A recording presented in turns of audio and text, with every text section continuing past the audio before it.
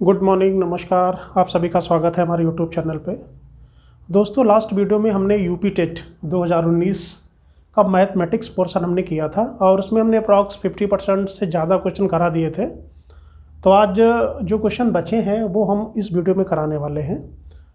तो हमने कुछ क्वेश्चन लिखे हुए हैं, बाकी हमारे पास पेपर है, बाकी हम पेपर से बोल के करेंगे, ठीक है। और मैं आशा करता हूँ कि जो पेपर है वो आप सभी के पास होगा, ठीक है। तो उसको आप लेके रखिए अपने पास में, ठीक है, और क्वेश्चन को देखते रहिए, ठीक। तो चलिए स्टार्ट करते हैं।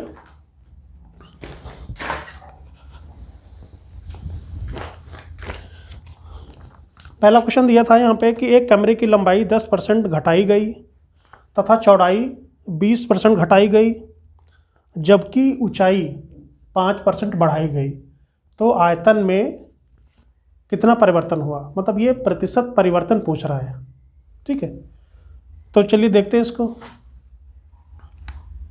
मानते हैं कि अगर मान लेते हैं, पहले क्वेश्चन नंबर 1 कर लेते हैं कि लंबाई 10% घटाई गई, चौड़ाई 20% घटाई गई और ऊंचाई 5% बढ़ाई गई, ठीक है।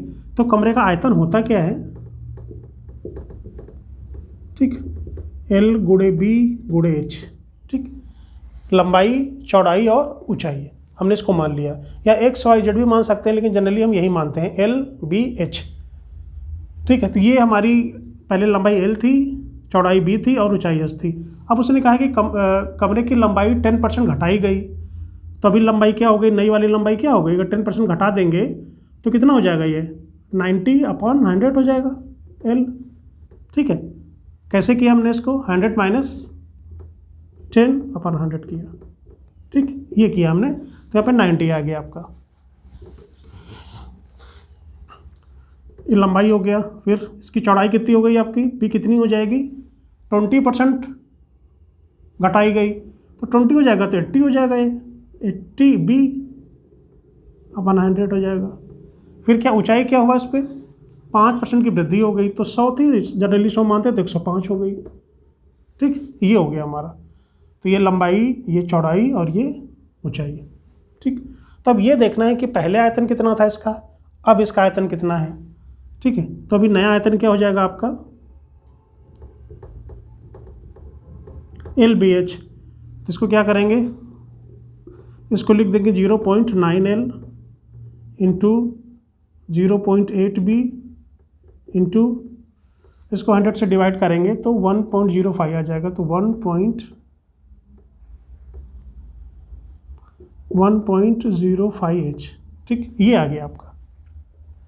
तो पहला आयतन हमारा ये था, V मान लेते हैं, फिर इसको चलो V1 मान लेते हैं, ठीक है।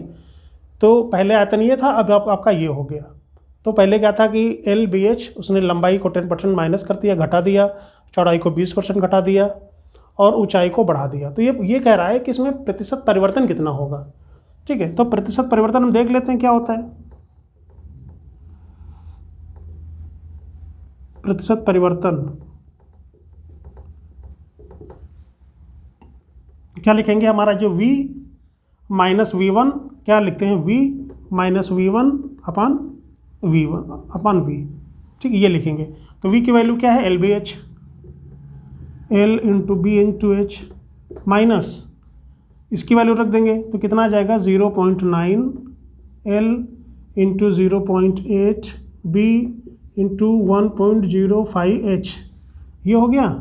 अपान में क्या लिख दिया हमने, V की वैल्यू क्या है, LBH, L B और H, ये हो गया, ठीक। आगे देखते हैं। अब देखिए यहाँ पे LBH है, यहाँ पे भी LBH है, LBH, तो LBH कॉमन ले लेते हैं, तो क्या बचा, 1 माइनस 0.9 इंटू 0.8 इंटू 1.05, ठीक, ये हो गया। और अपान में क्या आ जाएगा हमारा, LBH, ठीक, इससे ये कट गया।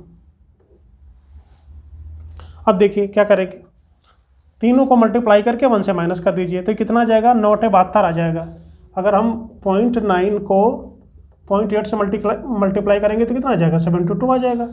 1 1 2 के बाद हमने पॉइंट लगा दिया, और इसको किससे मल्टीप्लाई करना है, 1.05 से मल्टीप्लाई करना है, तो 1.05 से मल्टीप्लाई कर दीजिए आप। तो 5 दूनी 10 हो जाएगा, 2 एकम 2 हो जाएगा, 7 × 5 = 35 और 7 × 1 = 7, 0, 6, 3 तो 5 और 7। अब पॉइंट कैसे लगेगा, 2 के बाद इधर है, 2 के बाद इधर है, तो 4 के बाद पॉइंट लग जाएगा, ये आ जाएगा आपका। तो आगे क्या आएगा हमारा 1 माइनस 0.7560।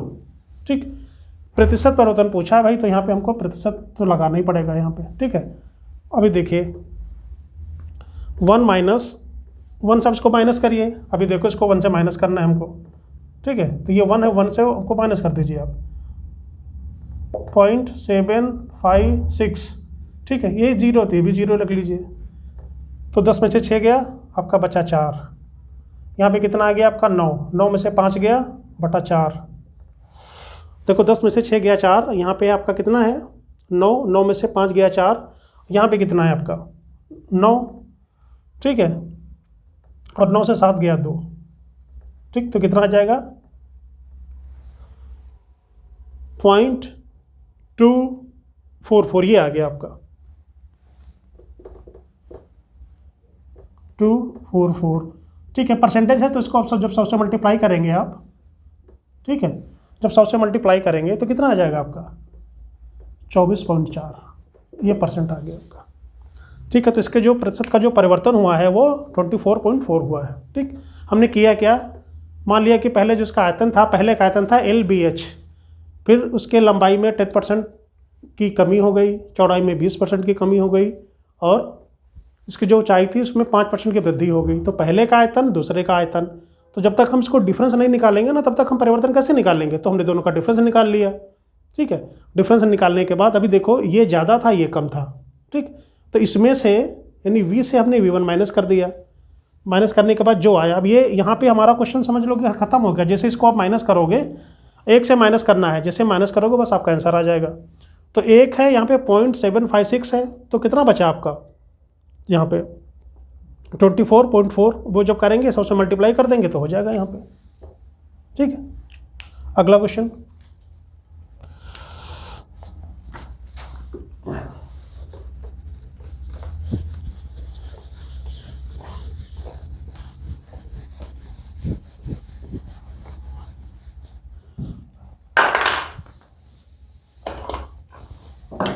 अगला क्वेश्चन दिया है कि एक किसी कमरे में 15 मीटर और 17 सेंटीमीटर लंबे तथा 9 मीटर तथा 2 सेंटीमीटर चौड़े फर्श पर लगाई जा सकने वाली वर्गाकार टाइलों की न्यूनतम संख्या ज्ञात करनी है। ठीक है, तो ये है आपका क्वेश्चन कि कोई कमरा है तो उसकी लंबाई चौड़ाई आपको दिया है, ऐसा है ये। ठीक है, तो इसकी लंबाई दिया है और इसकी चौड़ाई दिया है। तो लंबाई दिया है आपको 15 मीटर 17 सेंटीमीटर, तो इसकी लंबाई है आपका 15 मीटर और 17 सेंटीमीटर, इक्वल टू क्या लिख देंगे 1517 सेंटीमीटर। एक में बना लिया हमने। चौड़ाई कितनी है, चौड़ाई इसमें दिया है आपको 9 मीटर 2 सेंटीमीटर। ठीक है, तो ये 902 सेंटीमीटर हो जाएगा। ठीक, ये आपके पास 2 आ गया, तो इसकी लंबाई हो गई आपकी ये इसकी लंबाई है आपकी 1517 और ये चौड़ाई होगी आपकी 902। ठीक, तो इसका कुछ क्षेत्रफल भी होगा, क्षेत्रफल चलो निकाल लेंगे हम बाद में। फिर ये कह रहा है कि चौड़े फर्श पर लगाई जा सकने वाली वर्गाकार टाइल्सों की न्यूनतम संख्या। तो इसमें टाइल्स लगाई जाएगी जो वर्गाकार होगी। तो वर्ग क्या होता है, जिसकी चारों भुजाएं बराबर हों। ठीक, तो कुछ इसमें इस तरह की टाइल्सें बिछाई जाएंगी वर्गाकार। ठीक, तो ये पूछ रहा है कि जो टाइल्स जो बिछाई जाएगी उसकी न्यूनतम संख्या आपको निकालनी है, वर्गाकार टाइल्सों की न्यूनतम संख्या निकालनी है आपको। ठीक है, तो देखिए क्या करते हैं। देखो आपको लंबाई पता है, चौड़ाई पता है। ठीक, तो इन दोनों का कभी अगर इस तरह का क्वेश्चन आए तो ये क्वेश्चन एक्चुअली रिपीट भी होता है, तो इसको थोड़ा सा ध्यान रखना। कभी टाइल्स की बात आए कि वर्गाकार टाइल्स की न्यूनतम संख्या क्या होगी। ठीक है, तो अभी क्या करना है कि आपको इन दोनों का लंबाई और चौड़ाई इन दोनों का आपको क्या निकाल लेना है, HCF निकाल लेना है, यानी मासा। इसका आप मासा निकाल लेंगे। आप 1517 और 902 का जब आप मासा निकालेंगे तो ये 41 आ जाएगा आपका। ठीक, दोनों का जैसे एलसीएम निकालते हैं वैसे मासा निकालते हैं। जब मासा वाला चैप्टर पढ़ाएंगे तो हम बता देंगे, ठीक है। तो इन दोनों में से जो कॉमन फैक्टर है वो मासा होता है, ठीक। तो 41 का मल्टीपल ये भी है और 41 का मल्टीपल ये भी है, तो दोनों की जो संख्या आ गई वो 41 आ गई, ठीक है। अब उसने कहा है कि वर्गा टाइल्स और न्यूनतम संख्या निकालनी है आपको, ठीक। देखिए, तो वर्गाकार टाइल्सों की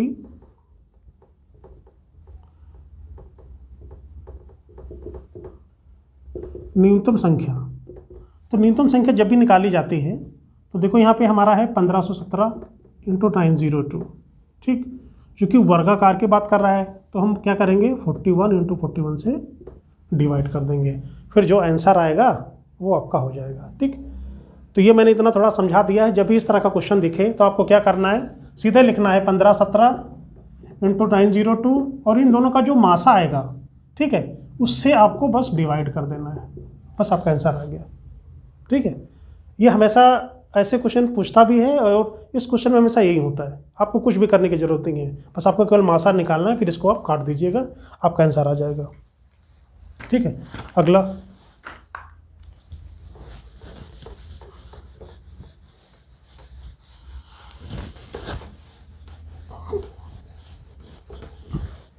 अब ये क्वेश्चन दिया हुआ है, क्वेश्चन आपका है 2153 की पावर 167। इसमें पूछा है कि इकाई का अंक क्या होगा, ठीक। इकाई का अंक ये बहुत पूछा जाता है, इकाई का अंक किसने पूछा है, तो हम क्या करेंगे, इकाई का पूछा है तो बाकी से हमारा मतलब नहीं है, केवल हमारा 3 से मतलब है, इसकी पावर ये, फिर हम देख लेते हैं क्या आता है, ठीक। अब इसके बारे में थोड़ा सा आप देख लीजिए कि अगर यहाँ पे हमने लिख दिया है 3 की पावर 1 क्या होता है 3 की पावर 2 क्या होता है 3 3 का 9, इकाई का अंक आ जाए 9, 3 की पावर 3 इकाई का अंक क्या आएगा, क्योंकि 27 होता है तो 7 लेंगे, 3 की पावर 4 क्या आता है 81, लास्ट में 1 लेंगे, ठीक। ये हो गया। अभी और देख लीजिए इसमें, अगर हमने यहाँ पे लिख दिया है कि 3 की पावर 5 क्या आएगा, फिर 3 से मल्टीप्लाई करेंगे तो यहाँ पे फिर 3 आ जाएगा। 3 की पावर 6 की अगर हम बात करें तो क्या आ जाएगा, 5 है, इसमें फिर 3 से मल्टीप्लाई करें तो 9 आ जाएगा। फिर 3 की पावर अगर हम 7 की बात करें तो क्या आ जाएगा 7 आ जाएगा। 3 की पावर 8 की बात करें 3 से मल्टीप्लाई करेंगे तो 1 आ जाएगा।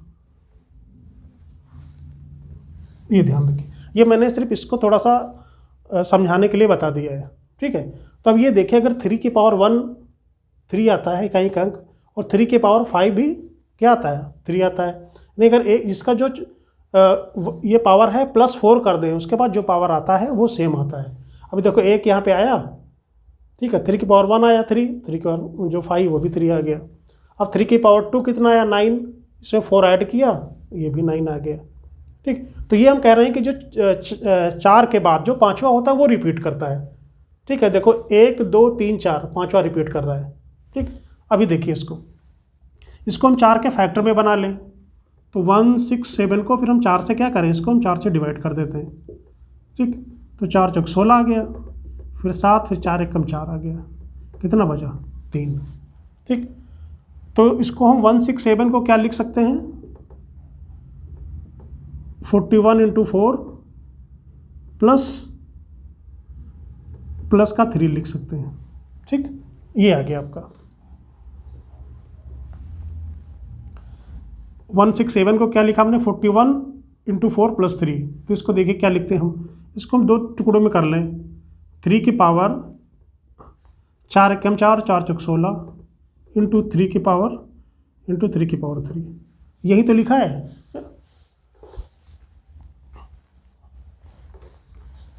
3 की पावर 167 को हमने क्या लिख दिया 3 की पावर 164 × 3 की पावर 3। जैसे हम क्या लिखते थे, अगर यहाँ पे जो हमने भी घातांक और करनी पढ़ाया था, अगर x की पावर यहाँ पे 5 है तो x की पावर 2 × x की पावर 3 तो लिख ही सकते थे ना। तो वही तो हमने किया है कि जो पावर मल्टीप्लाई करेंगे तो जो पावर है वो ऐड हो जाएगी, तो ये आ जाएगा ऊपर।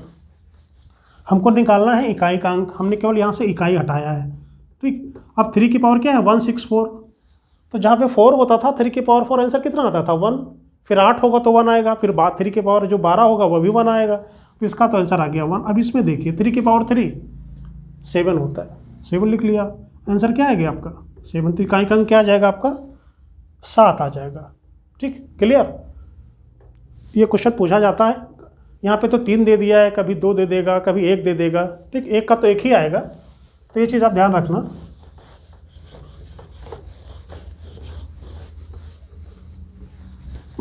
अगला क्वेश्चन है, लिखा यदि एक भिन्न के अंश को 20% तथा उसके हर को 25% बढ़ा दिया जाए तो भिन्न 3/5 हो जाता है, ठीक। क्वेश्चन में लिख नहीं रहा हूँ। तो ये क्वेश्चन है, लिखा है कि माना भिन्न x/y है, ये भिन्न हो गया हमारा। भिन्न को हमेशा जनरली में x/y मानते हैं। अभी क्या कहा है कि एक भिन्न के अंश को 20% बढ़ा दिया जाए, तो जब भी बढ़ाने की बात करेगा ना तो इसको हम 120/100 कर देंगे। x था, 20% बढ़ गया है।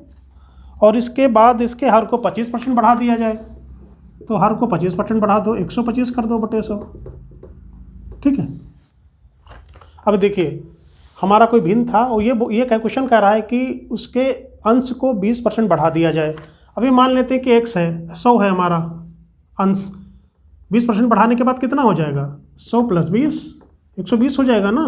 तो वही हमने किया है कि अगर x था तो x में 20% बढ़ा दिया, ठीक। परसेंटेज की जब बात करेगी तो हम जो भी होगा 100 में ऐड करते हैं तो परसेंटेज में हो जाता है। तो उसके अंश को 20% बढ़ा दिया गया और हर को 25% बढ़ा दिया गया, तो भिन्न 3/5 हो जाता है। तो भिन्न क्या है हमारा, 3/5 हो जाता है।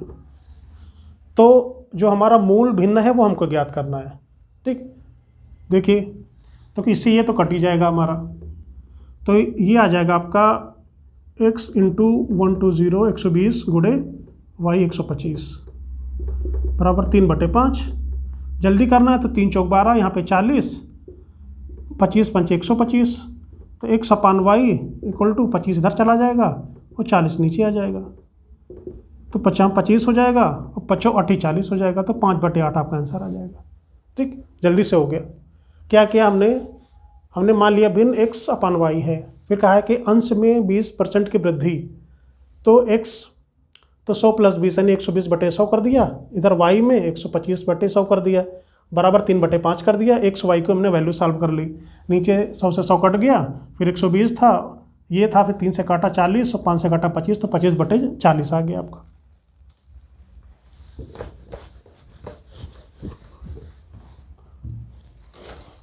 अगला क्वेश्चन है 8 से विभाज्य होने वाली संख्याएं। पहला दिया हुआ है आपको 5240,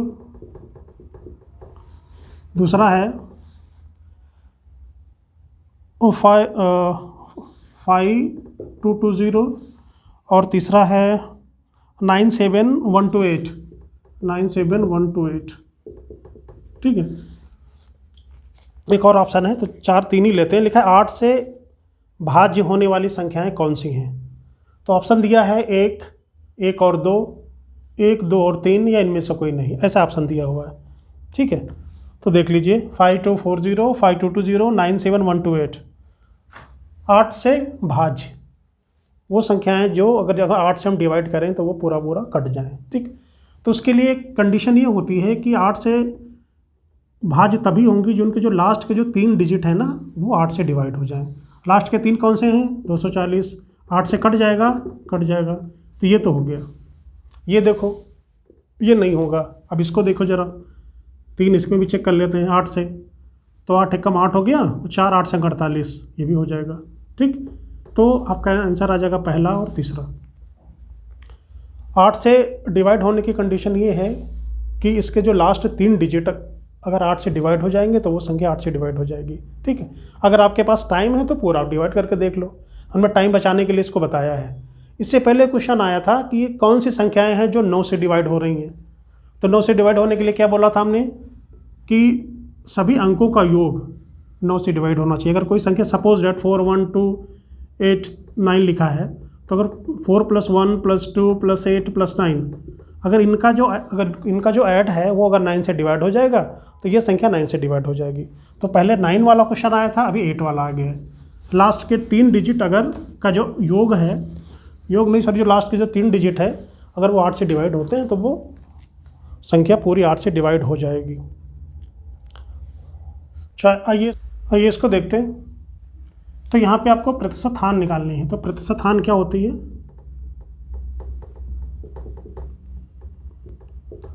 क्रय मूल्य माइनस विक्रय मूल्य बटे क्रय मूल्य इंटू 100। ठीक, तो हम क्रय मूल्य निकाल लें, विक्रय मूल्य निकाल लें, हमारा आंसर आ जाएगा। अभी देखो यहाँ पे दिया है कि 10 रुपये में 6 की दर से।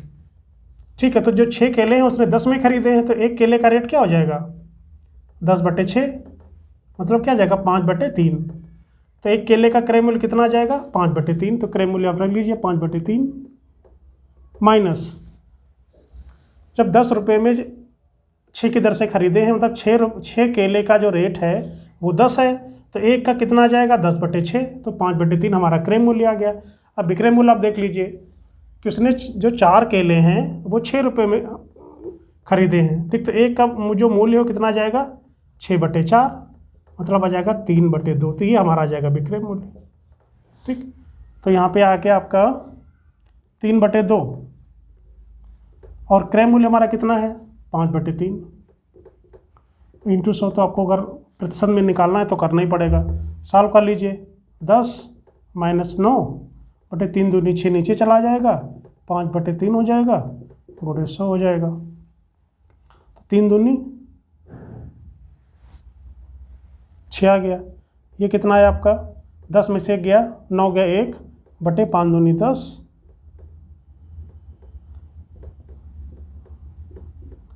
10% की हानि होगी। ठीक है, एक बार और मैं बता देता हूँ उसको। तो जब भी हानि निकालना होता है तो क्रय माइनस विक्रय बटे क्रय मूल्य। ठीक है, मल्टीप्लाई में रहेगा आपका 100। ठीक, तो हमने क्रय मूल्य निकाला कैसे, ये देख लीजिए। देखा है 10 रुपये में 6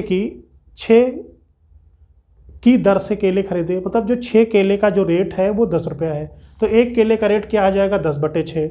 इसी तरह से 4 केले का रेट 6 रुपया है, तो एक का कितना हो जाएगा फिर? 6/4। तो 5/3 हमारा क्रय मूल्य और 3/2 हमारा विक्रय मूल्य आ गया। ठीक है, वैल्यू रख दिया, सॉल्व हो गया। क्वेश्चन सभी चैप्टर से हैं, बस ये है कि कठिन नहीं है।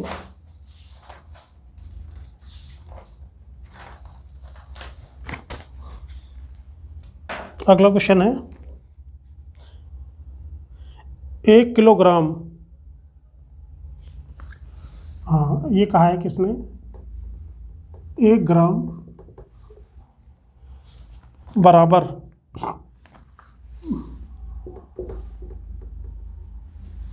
जो 1 ग्राम है वो कितने किलोग्राम के बराबर है?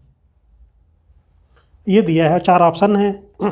1/1000 और 10 की पावर -3 किलोग्राम, 0.001 किलोग्राम।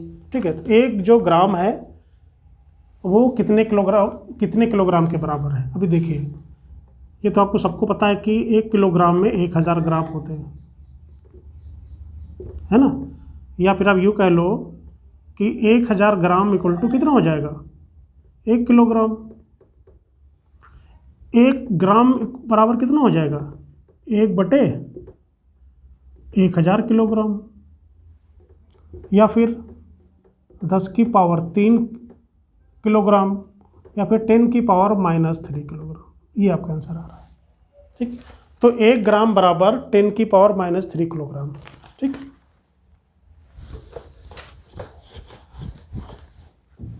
अगला क्वेश्चन है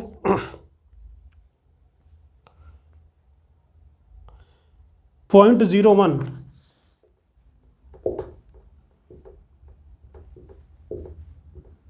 इसको आपको प्रतिशत के रूप में लिखना है।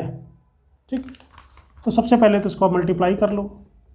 0.01 इंटू 0.01। ठीक, तो ये हो गया आपका। इसको आपको परसेंटेज के रूप में लिखना। देखिए, इसको हटा देंगे तो नीचे हमारा 2 0 आ जाएगा, इसको हटा देंगे तो हमारा 2 0 आ जाएगा। ठीक, तो ऊपर 1 क्या आ गया हमारा? 100 इंटू 100। ठीक, अब एक चीज़ देखो, इसे हम क्या बोलते हैं कि x% बराबर क्या होता है? x × 100, ये होता है। ठीक, जैसे यहाँ पे हमने लिख दिया 5%, 5 इंटू 1/100। तो परसेंटेज का मतलब ही होता है कि 1/100। ठीक है, तो इसमें ऑप्शन आपके हैं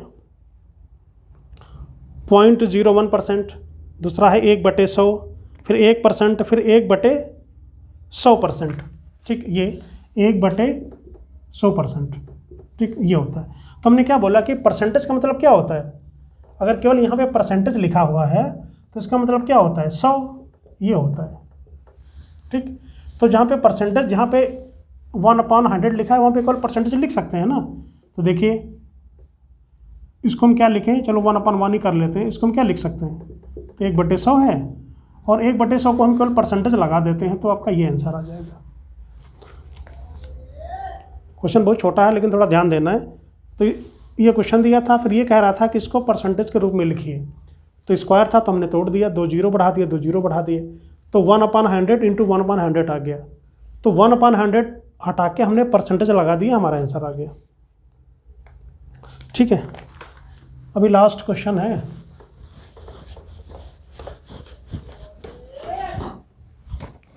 लास्ट क्वेश्चन दिया है, यदि दो संख्याओं का अंतर तथा गुणनफल 5 तथा 36 है तो उनके व्युत्क्रमों का अंतर ज्ञात करना है। दो संख्याओं का अंतर तथा गुणनफल, माना संख्या ए और बी हैं, ए और बी हैं, तो दो संख्याओं का अंतर कितना है और गुणनफल, दो चीज़ दी है हमारी। तो अंतर दिया हुआ है 5 और गुणनफल दिया है 36। ठीक, ये चीज़ दिया है, अंतर दिया है 5 और गुणनफल दिया है 36। तो कहा है कि उनके व्युत्क्रमों का अंतर, व्युत्क्रमों का अंतर निकालना है आपको, व्युत्क्रमों का अंतर निकालना है। ठीक, जैसे अगर एक संख्या ए और बी हैं तो व्युत्क्रमों का अंतर क्या होता है, 1/a माइनस 1/b, ये हमको निकालना होता है।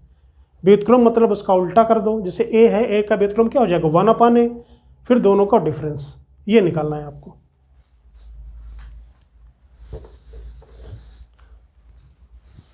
इसको 1 मानते हैं, इसको हम 2 मान लेते हैं। तो क्या करेंगे, अगर हम डिवाइड कर दें तो a/a भी हो जाएगा, माइनस b/a भी हो जाएगा, इक्वल टू 5/36 हो जाएगा। डिवाइड कर दिया हमने। ठीक है, जब डिवाइड करेंगे तो ये तो मल्टीप्लाई में है, तो a से, ठीक है, ए बी का मल्टीप्लाई हो जाएगा, b से ए बी का मल्टीप्लाई हो जाएगा, और 5 से 36 का हो जाएगा। तो a से a काट देंगे तो 1/a बचेगा, माइनस b से b काट देंगे, a से कट गया तो यहाँ पे 1/b बचा, और b से b काट दिया तो 1/a बचा, तो 5/36 आ जाएगा। ऑप्शन देख लेते हैं, हाँ 5/36 ऑप्शन है, तो ये दोनों का अंतर हो गया। ठीक है, इसको हम चाहे तो ऐसे लिख लें, माइनस है, ठीक है, चल जाएगा, कोई दिक्कत नहीं है। तो व्युत्क्रम ही निकालना था हमको, हमने क्या किया, केवल इसको डिवाइड कर दिया, तो ए से कटेगा तो 1/b माइनस 1/a, तो b से a का अंतर कर दिया, a से b का अंतर कर दो। ठीक, ऑप्शन आपका यही दिया हुआ है। और दूसरी चीज़ और एक देख, इसमें कैसे निकालते हैं, देखो जैसे ये लिखा था कि a minus b equal to 5 है, आंसर तो आपका आ गया है, मैं आगे बता रहा हूँ, सीधे 5/36 से आंसर आ रहा है, और मल्टीप्लाई आपका कितना है 36 है। ठीक है, तो संख्या अगर पूछा जाए कि संख्या बताइए तो संख्या क्या हो सकती है, मैं ये अलग से पूछ रहा हूँ। तो दोनों का अंतर आपका 5 हो और मल्टीप्लाई आपका 36 हो, तो संख्या कितनी हो सकती है हमारी, दोनों का अंतर भी आपका 5 दिया हो, दोनों का अंतर भी 5 हो, तो 9 चौक 36 अगर कर ले, 9 इंटू 4, एक संख्या अगर 9 माने दूसरे में 4 माने। ठीक है, मैं फिर बता रहा हूँ कि जो क्वेश्चन में मैं करा रहा था इसका आंसर आ गया 5/36, जो भी मैंने करा दिया वो हो गया। मैं इसको अलग से बता रहा हूँ कि कभी क्वेश्चन ऐसा भी आता है कि a माइनस बी दिया है, अंतर दिया है और मल्टीप्लाई दिया है, तो आपको संख्या निकालनी है, ये भी आपको सॉल्व करने के लिए पूछता है। तो देखिए कुछ संख्या ऐसी होती हैं जो सोचने पे आपका सोचने से बन जाती हैं, जैसे दोनों का अंतर 5 है, मल्टीपल आपका 36 है, तो संख्या क्या क्या हो सकती है, तो 9 × 4 36, तो 9 को 4 से मल्टीप्लाई करेंगे तो 36 आएगा, और 9 में अगर हम 4 माइनस करेंगे तो 5 आ जाएगा। तो एक संख्या 9 हो जाएगी, एक संख्या क्या आ जाएगी, एक 9 आ जाएगी, एक 4 आ जाएगी। तो इससे भी हम निकाल सकते हैं। अगर ये नहीं होता तो हम क्या करते, फिर हमारे पास क्या था, a माइनस बी का दिया हुआ था, फिर हमको फिर वैल्यू निकालनी पड़ती, a और b की वैल्यू निकालनी पड़ती, स्क्वायर करना पड़ता हमको। ठीक है,